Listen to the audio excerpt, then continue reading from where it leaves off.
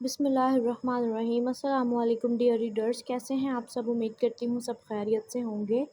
تو بتائیں کیسا لگ رہا ہے آپ کو یہ ناول دل ہے جانا؟ پلیز ویڈیو کو لائک کر دیا کریں، چینل کو سبسکرائب کر دیا کریں۔ چلتے ہیں اپنے ناول کی طرف۔ وہ اس وقت ملک انڈسٹریز میں ریسیپشنسٹ کے پاس کھڑی پوچھ رہی تھی، میم آپ کا نام کیا ہے؟ میرا نام جانا چودھری ہے اور ملک رباز سے ملنا کافی ضروری ہے۔ سو آپ بتائیں کہ وہ کہاں ہوں گے؟ جانا نے بات سمیٹنی چاہی۔ میم آپ کی کوئی میٹنگ تھی ان سے کیا؟ کیونکہ ہمارے پاس ایسا کوئی ریکارڈ نہیں۔ تو پھر آپ کو کیسے ملنے دیں؟ شائستگی سے کہا گیا تھا۔ میری جان بات سنو۔ ملک رباز کا ایک بہت اہم کام ہے جو میرے علاوہ کوئی نہیں کر سکتا۔ آپ کو تفصیل سے میں آگاہ نہیں کر سکتی۔ کوئی بام وغیرہ میرے پاس ہے نہیں کہ تم ڈرو، اس لیے پتہ بتاؤ ان کا۔ شاباش، ورنہ ملک رباز کو ساری زندگی دیوداس بننے دیکھنا۔ اوکے چلو شاباش، بتاؤ وہ کہاں ہوں گے؟ ابھی مجھے ذرا بہت جلدی ہے۔ وہ اس لڑکی کے آگے مزید وضاحت دے کر بحث طویل نہیں کرنا چاہتی تھی، نہ انتظار کر سکتی تھی۔ اسے دادو کو ٹائم پر میڈیسن دینے کے لیے واپس پہنچنا تھا اور یہ کام بھی ضروری تھا۔ تبھی اسے پچکارتے سمجھانے والے انداز میں بولی تو سامنے کھڑی لڑکی اس کی باتوں پر ہکا بکا رہ گئی۔ اسے زیادہ کچھ سمجھ نہ آیا تو ٹکر ٹکر اسے ہی دیکھنے لگی، اور جانا نے ضبط سے منہ بنا کر اسے دیکھا، پھر فوراً اپنا شناختی کارڈ نکال اس کے آگے پٹکا۔ یہ لو آخری سیکیورٹی، اب جلدی مجھے بتاؤ، وقت نہیں ہے میرے پاس، اور واپسی پر لیتی جاؤں گی کارڈ۔ بہن اب سکتے سے باہر بھی نکلو، وہ ماتھا مسلتے بولی تھی۔ اوکے آپ ان کے آفس میں جائیں، میں اطلاع دیتی ہوں ان کو۔ شکریہ، وہ کہتی آگے بڑھ گئی۔ جب کسی سے آفس کا پوچھنے پر رخ اسی طرف کیا۔ دل جان ملک، جو رباز کے آفس میں کچھ ڈاکومنٹس دیکھ رہا تھا، دروازہ ناک ہونے پر پھر بغیر اجازت اندر آنے والے کو دیکھ چونکا، مگر ظاہر نہ کیا اور سیدھا ہوتے ہیڈ چیئر سے ٹیک لگائی۔ مصروف چہرے پر پھر سے غرور ابھر کر آیا، جبکہ جانا، جو آفس کو خالی جان فارملی دروازہ نوک کر اندر داخل ہوئی تھی، چند قدم آگے بڑھانے پر سامنے کرسی پر بیٹھے شخص کو دیکھا تو چہرے پر بیزاریت ابھری، جسے سامنے والے نے اچھے سے محسوس کیا تھا۔ وہ بغیر بولے سامنے قدرے فاصلے پر رکھے صوفوں کی طرف بڑھی اور وہیں بیٹھ گئی، جبکہ اس کے ایسا اگنور کرنے پر مقابل کے اندر غصے سے لاوا ابلا تھا۔ کسی نے بھی تو آج تک اسے ایسے اگنور نہ کیا تھا جیسا یہ لڑکی کرتی تھی، اوپر سے اس کے کزن کی بابت جو اسے بے وقوف بنایا تھا۔ پھر بھی ایسی دیدہ دلیری وہ لب بھینچ گیا، مگر اسے کہاں ظاہر کر سکتا تھا؟ وہ تو سمجھتی وہ کامیاب ہوئی ہے اسے زج کرنے میں، اور اسے یہ کہاں قبول تھا۔ تبھی خود کو نارمل ظاہر کیا، جیسے اسے کوئی فرق نہ پڑا ہو جو بھی ہوا۔ خیر تو ہے آج؟ لاوارث لوگ آئے ہیں آفس، کہیں خیرات وغیرہ تو نہیں چاہیے؟ وہ فل مسکراہٹ سے بولا تو جانا نے بے تاثر چہرے کے ساتھ اسے دیکھا، جیسے بات سمجھی نہ ہو۔ ارے وہ تمہارا ڈیئر کزن کہہ رہا تھا کہ جو چاہے تمہارے ساتھ کریں، انہیں کوئی فرق نہیں پڑے گا۔ تو مطلب تم لاوارث ہی ہوئی نا، جس کا کوئی پوچھنے والا نہیں، چاہے جو ہو جائے۔ انداز تمسخر اڑانے والا تھا، وہ آئی برو اچکاتے اس سے پوچھ رہا تھا جیسے شکر ہے تمہیں یقین آ گیا۔ میں نے تو پہلے دن ہی بتا دیا تھا کہ میں لاوارث ہوں۔ میرا ایسا کوئی وارث نہیں جس کی خاطر میں کمزور پڑ جاؤں یا لحاظ کر جاؤں۔ تبھی تو عملی طور پر مجھ سے لڑ کر تھکنے کے بعد اب الفاظی سے گزارا کر رہے ہو۔ اندازہ نہ تھا تمہاری یادداشت اتنی کمزور ہوگی۔ بھول تو شاید تم یہ بھی ہو گئے کہ شاید کوئی میرے گھر مجھ سے کچھ مانگنے آیا تھا، بس طریقہ غلط تھا۔ صحیح سے مانگتا تو خالی ہاتھ نہ لوٹاتی، خیرات میں ہی دے دیتی۔ مقابل نے معصومیت سے آنکھیں ٹپٹپاتے اسے اور سلگایا تھا کہ وہ مٹھیاں بھیج گیا۔ اگر میں لحاظ کر جاتا ہوں تو اس کا مطلب یہ نہیں کہ تم سر پر چڑھو۔ میرے انداز وارننگ دینے والا تھا۔ میں نے کیا کیا ہے اب؟ مقابل کی تو حیرت کی انتہا نہ تھی۔ وہ خوب جانتی تھی ہر طرح کے لوگوں سے ڈیل کرنا، اور اس شخص کو زج کرنے کی تو جیسے اس نے قسم کھا رکھی تھی۔ ہاں، شاید توجہ حاصل کرنے کا نیا طریقہ ڈھونڈ لیا ہے تم لڑکیوں نے اب، میں سمجھا۔ تم جان بوجھ کر خود کو توپ چیز بنا رہی ہو تاکہ میں اٹریکٹ ہوں۔ وہ فوراً سنبھلتا، تیروں کا رخ اس کی سمت موڑ گیا۔ سمجھ گیا تھا وہ اسے زج کر رہی ہے۔ کیوں نہ اسے اسی کے کھیل میں گھیرا جائے، اور بھلا یہ ملک جان سے بہتر کون کر سکتا تھا؟ وہ اس کی چڑھانے والی مسکراہٹ دیکھ رہی تھی سنجیدگی سے۔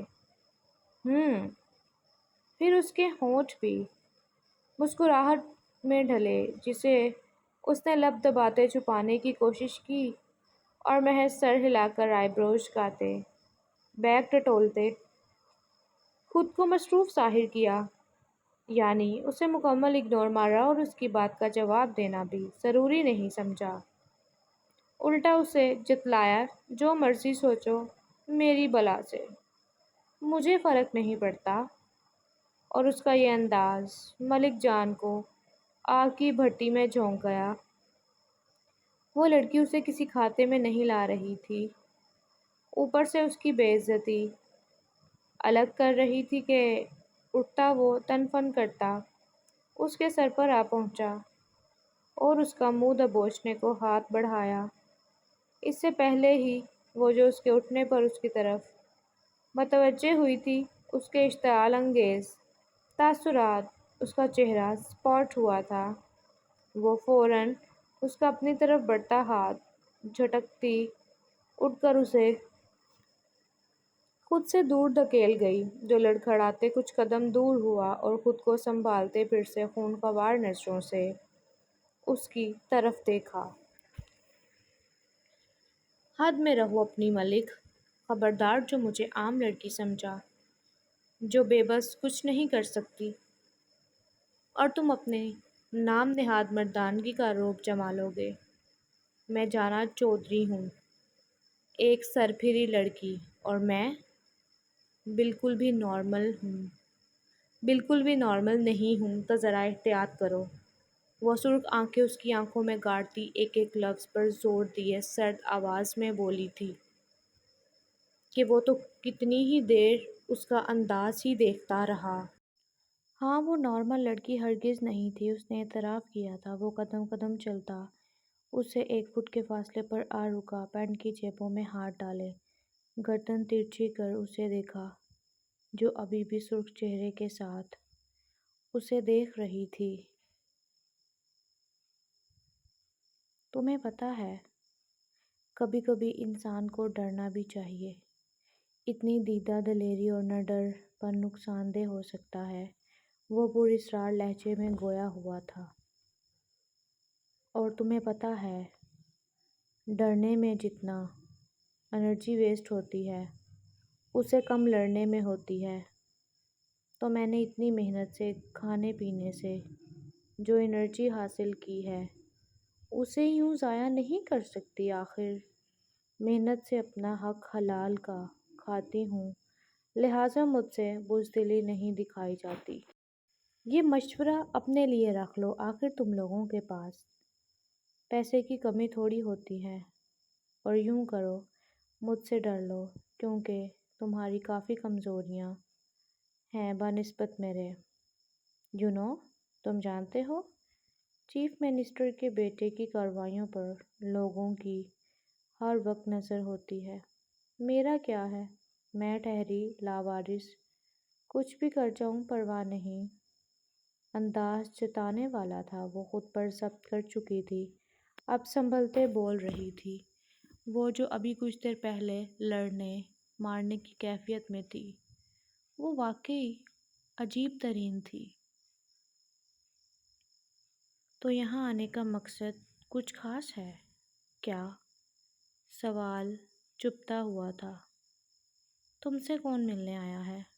ملک رباز سے کام تھا، مگر شاید اسے آنا نہیں تو میرے پاس بھی فضول وقت نہیں۔ ویسے بھی اس کا مسئلہ تھا، وہ کندھے اچکاتے بیگ اٹھانے کے لیے بڑھی تھی جب فوراً اس کی طرف سے سوال آیا، تمہیں کیا کام تھا اس سے؟ اب کہ وہ حیرت سے پوچھ رہا تھا۔ اس کا کام تھا تو اسی کو بتانا تھا۔ سوال نظر انداز کرتی وہ آگے بڑھی جب دروازہ کھولتے ملک رباز داخل ہوا اور اسے دیکھ چونکا۔ آپ مس جانا چودھری؟ جی مس، آپ ملنے آئی تھیں؟ خیریت تھی؟ وہ پریشان ہوا تھا زینب کو سوچ کر۔ بات کرنی تھی کچھ۔ جی کہیں۔ وہ ہمتن گوش تھا، ان کے سامنے آپ کو ٹرسٹ ہے؟ اور اس کے انداز میں ملک جان نے دانت پیسے تھے۔ جی آپ ان کے سامنے کہہ سکتی ہیں جو بھی کہنا ہو۔ وہ سنبھل کر اس طرح بھی کیفیت میں بولا تھا۔ اوکے۔ وہ صوفے کی طرف بڑھی تو وہ دونوں بھی اس کے مقابل اپنی نشست سنبھال گئے۔ آپ نے رشتہ بھجوایا تھا کیا؟ وہ ملک رباز کو دیکھتی گویا ہوئی، اور ملک جان بھی سنجیدہ ہوا تھا۔ ہاں، رباز فوراً بولا۔ کون کون گیا تھا؟ وہ سوال کر رہی تھی اور ملک جان اس کے انداز دیکھ رہا تھا۔ میرے تایا، تائی اور ان کی بیٹی، مطلب جان کے والدین اور بہن۔ میرے والدین حیات نہیں، وہ سنجیدگی سے بتا رہا تھا، جبکہ جانا نے استہزائیہ نظر ملک جان پر ڈالی تھی جو اسے ہی سرد نظروں کے حصار میں لیے ہوئے تھا۔ کیا کہا تھا انہوں نے واپسی پر پھر؟ اگلا سوال کیا گیا تو رباز کے ساتھ ملک جان بھی سیدھا ہو کر بیٹھا تھا۔ وہ کہہ رہے تھے کہ انہوں نے منع کر دیا صاف صاف۔ ان کا رویہ کافی انسلٹنگ تھا۔ وہ سیاسی لوگوں کو پسند نہیں کرتے۔ وہ کسی صورت زینی کی شادی ہمارے جیسی فیملی میں نہیں کریں گے، وہ افسردگی سے بتا رہا تھا، اور جانا نے اب کے ملک جان کو دیکھتے مسکراتے لب دبائے تھے۔ اور آپ نے ان کے پاپا پر یقین کر لیا، جبکہ جانتے ہیں کہ وہ ایک سیاسی آدمی ہیں۔ وہ ہنوز اسے دیکھتے بول رہی تھی۔ اور کیا مطلب ہے اس بکواس کا؟ وہ مٹھیاں بھینجتے گرایا تھا، جسے جانا نے پھر اگنور کیا۔ انہوں نے وہاں نہ اپنا واضح تعارف دیا، نہ ان سے رشتے کی بابت بات کی، بلکہ انہیں مکمل پسند کرنے کی کوشش کی، جس میں وہ اتنا کامیاب ہوئے کہ زینب کی امی شرمندگی سے اپنے بھائیوں کو فیس نہیں کر سکتی، اور زینب بھی دل برداشتہ ہو کر اپنے کمرے کی ہو کر رہ گئی ہے۔ تبھی آنے والے اگلے رشتے پر اس کی والدہ راضی ہو گئیں۔ ان کے رشتے اب ایک دوسرے سے نظریں چراتے پھرتے ہیں۔ وہ چپ ہوئی تھی۔ رباز کا دھواں دھواں چہرہ دیکھا جو اب قالین کو دیکھے جا رہا تھا، جبکہ ملک چاند کا چہرہ سرخ تھا، وہ دانت پر دانت جمائے بیٹھا تھا۔ اوکے، اصلی مسئلہ میں بتا چکی ہوں، آگے آپ خود دیکھ لیں۔ آپ کو اصل حقائق بتانا مقصد تھا۔ اب میں چلتی ہوں، اس سے زیادہ میں کچھ نہیں کر سکتی۔ وہ کھڑی ہوئی تھی جب دروازے کی طرف جاتے قدم رکے۔ رکو ابھی، کہتے ساتھ وہ ایک نمبر ملاتا فون اسپیکر پر رکھ گیا۔ ہیلو بھائی، خیریت تھی؟ آگے سے کال ریسیو ہوتے چہکتی آواز گونجی تھی۔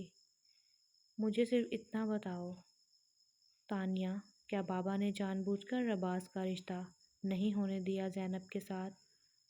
5 سیکنڈ ہیں جواب کے لیے، فوراً بتاؤ۔ آواز سرد تھی